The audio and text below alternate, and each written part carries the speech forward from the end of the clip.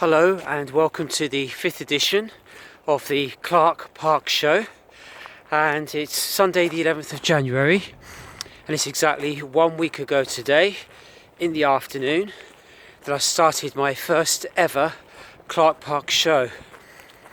And an interesting story there is where I'd never done anything like this before, always been uncomfortable speaking to a camera, but I knew that being a new year, new decade, and a new decade for me, I needed to make a new start and look for starting with a new business concept as well. And I was told last Sunday, just go out and do it. Just go out, don't think about it, you just have to start and get on with it and do it. And that's what I did. So I had no idea really what I was going to say, what the model would be, but I just started talking. And the first video was 30 minutes and a lot of it was really sightseeing. Being my first walk, I wanted to share with you what I enjoy with my views as I go out walking and the pleasures of the sights that I see and the enjoyment I get from the exercising. And then what happened was, it was the first time I ever had to upload a video onto YouTube, and I told you in the next one about all the challenges I had doing that for the first time, and it took 90 minutes to upload. And I also thought people wouldn't really want to watch a 30 minutes video, so I decided to aim for around 10 minutes and feed or give information in bite-sized chunks and have a few core topics for each video, and that's what I would frame the video around. By the way, with the downloading time or the uploading time of the video, maybe I had a problem with my internet that day, because it's much quicker now. I can upload a 10 minutes video in about 7 minutes, and that's not too bad. Another interesting thing is, it was said to me, I think yesterday or the day before, about what's the point? Why do you do it? Who's going to view it? And there's all these people out there with millions of views, and they do very funny videos, they attract a lot of attention, and of course you get these very famous people and they get hundreds of thousands or millions or tens of millions of views as well. And of course they're in the big league for all those reasons. I think if you're not really famous, you have to work really hard to get that high volume of viewers. And with me, I don't really have that set objective. I said, look, I'm not aiming to be funny on these videos. Maybe occasionally there may be something humorous, but that's not the primary aim, and I'm not aiming for 1 million plus viewers either. I've seen a lot of videos out there, by the way. There's many videos on YouTube that only have single figure viewings, or maybe in the tens, many in the hundreds, and I think it's a much smaller proportion of video content out there that gets into the thousands, tens of thousands, hundreds of thousands and so on. I think for me, if I built an audience that got into the hundreds, I'd be happy. If it got into the thousands, I'd be very, very happy. And the other point with this is also finding like-minded people where we resonate with each other.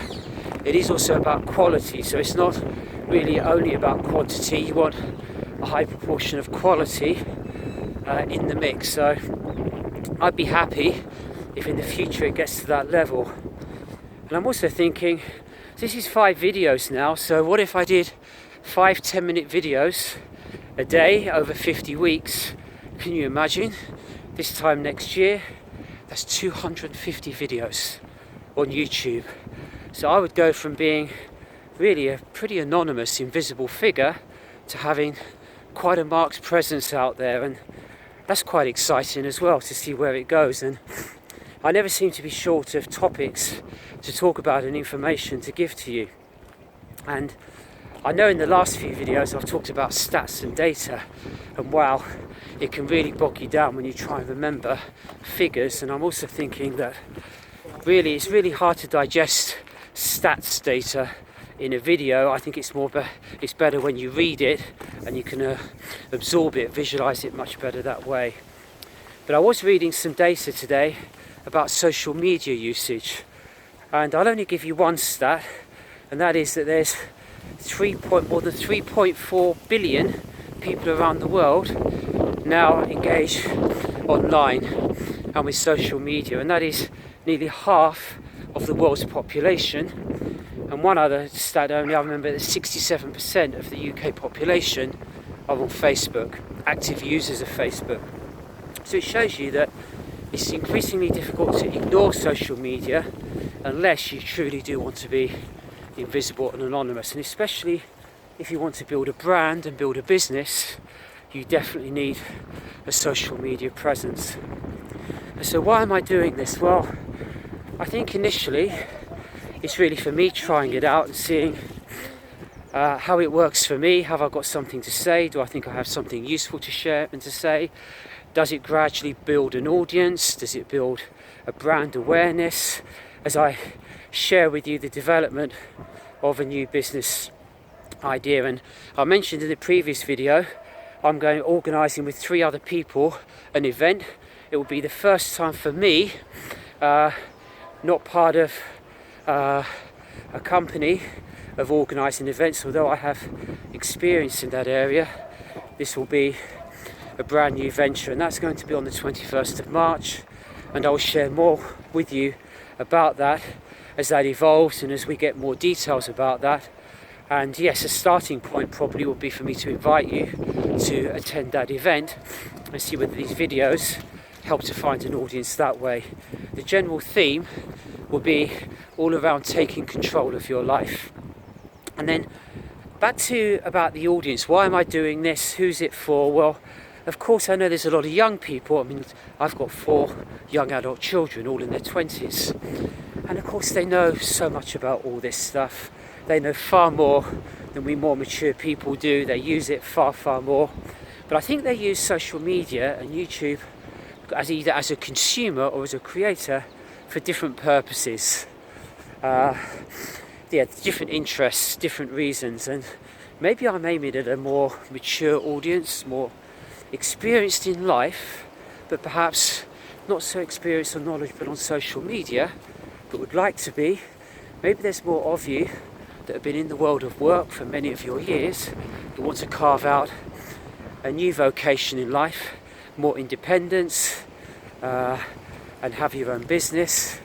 And perhaps we can join the Harry and Meghans of this world, where, to use their quote, we work towards achieving financial independence. So let's think of ourselves in a royal way, shall we? Let's think of ourselves as the Harry and Meghans, the more mature side of the Harry and Meghans of this world, of how do we carve a new niche. And it's probably much easier for the likes of you and me than it is for them, and they certainly have many challenges, but I'll be very interested to follow their development over the next year, because I think they want to carve out more of a business career.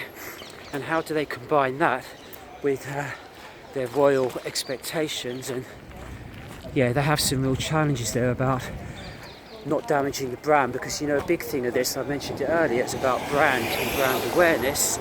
And of course the royal family, they are a brand, a protected brand really. And of course with the Queen, bless her, at 93, she's worked hard to build and protect that brand. I hope you're still seeing me okay, because I've got the sunlight behind me now. So they have to be mindful of that as well in whatever they do. They have to be careful that they're not damaging the whole royal brand in the UK. So we'll see how that develops. I did see something yesterday, I don't know if it's true. Meghan apparently has signed a deal with Disney to do voiceovers. And again, I'm not sure if that's a good thing, whether how the royal family see that as having an impact for good or for bad on their brand and on their image. So we'll see how that goes. Sorry, I'm just crossing the road there, so that's why I have to look the other way. So we'll watch this space on, with me, and how this develops on YouTube, and about new business ventures for this year. and we'll also follow Harry and Meghan and how it all turns out for them as well. So quite an eventful week really. And one other thing I mentioned on my side of it is I did a 10-minute speech at a club networking event before Christmas, and very interesting. It was purely off the cuff, where I just said what I thought about the value of text, words, grammar, and how you present words in writing. And maybe I could help people for free because I need to build up credibility and testimonials. Maybe it could be for writing a book, for writing blogs, marketing emails, writing content for websites. And I have had some interest for that. Interestingly, I've got 2 business appointments to meet with 2 ladies to discuss that further. So be really interested to see how that goes, and I'll keep you updated there. But hey, we're getting to 11 minutes now, so my time is up, or more than up. So for now, I say thank you for watching, and toodaloo.